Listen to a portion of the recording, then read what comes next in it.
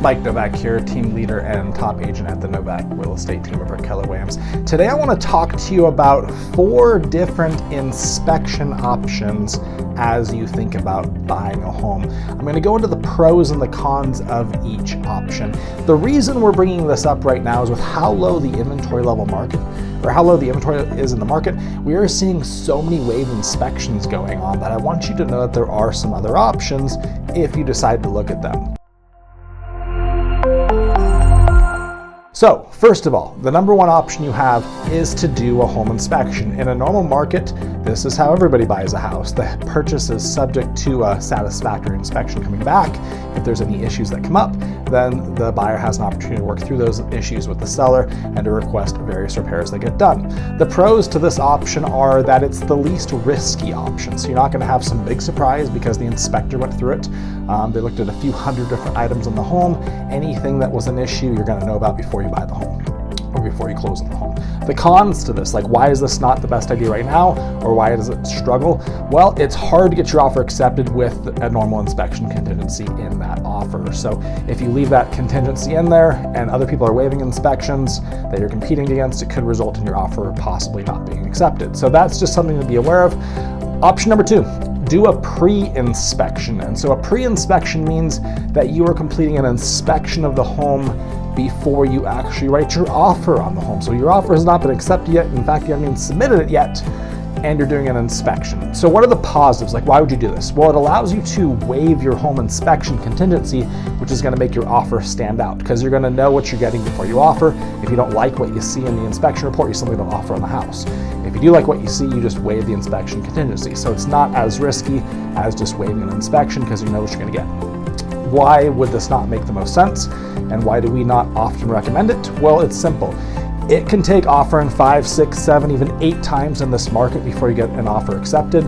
If you do a pre-inspection on every single one of those houses, it could result in spending a lot of extra money. And a home inspection is $400 to $600 depending on the size of the home and how old the home is. And if you're spending $400 to $600 every time and you don't win the house, well, that's burning through a lot of your cash. So maybe not the best strategy if the inventory level is as low as it is right now, and if you're not going to be able to win the first house or 2 that you offer on. The third option, you could waive your inspection, and this is what a lot of buyers are doing right now.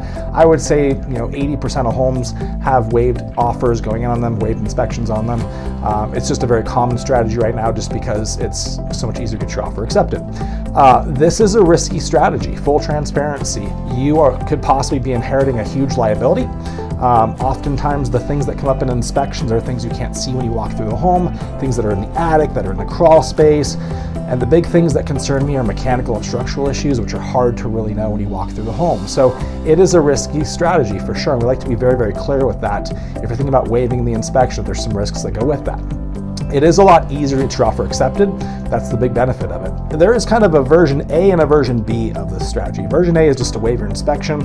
Version B of it would be to waive your inspection, but get a home warranty. I like that option a lot better. A home warranty is going to be $400 to $600. It could cover you on a lot of different issues that could come up over your first year of home ownership, like a roof, leaky roof, appliances that fail, things like that.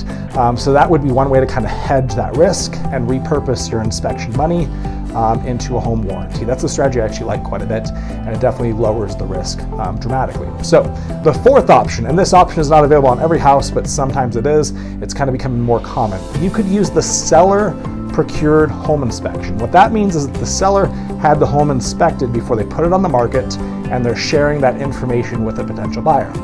I love this option because you don't have to spend money as the buyer to know what you're getting, and so you can offer and waive your inspection if everything looks good. If it doesn't look good, you simply don't offer on the house. It's that simple, and it doesn't cost you any money. So that's the best strategy if it's available.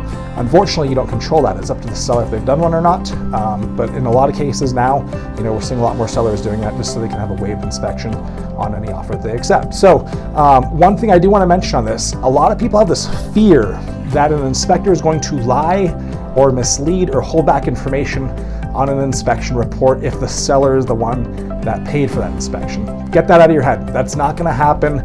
No inspector that I know is going to risk their business, their career, their reputation, their license on lying or withholding information in an inspection report. They're going to share just black and white. These are the issues, these are not the issues. It's up to you as the buyer to decide what to do with them. So don't think that the inspector is going to hold back information just because they're being paid by the seller. That doesn't happen, or at least I've never seen that happen.